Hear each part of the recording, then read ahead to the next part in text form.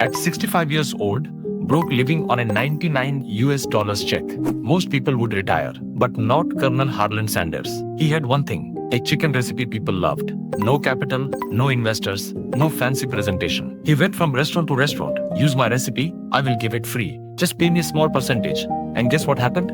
Rejection. Again and again and again.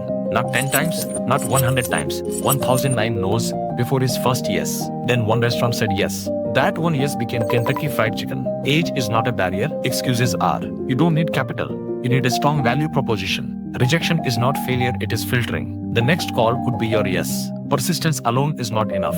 Persistence must be guided by skill. That's what the Inside Out Sales Mastery Program helps build: confidence, preparation, and professional selling habits. Inside Out also conducts high-impact offline sales training programs trusted by leading organizations. Because sometimes your 1009th no is just one step away from your breakthrough.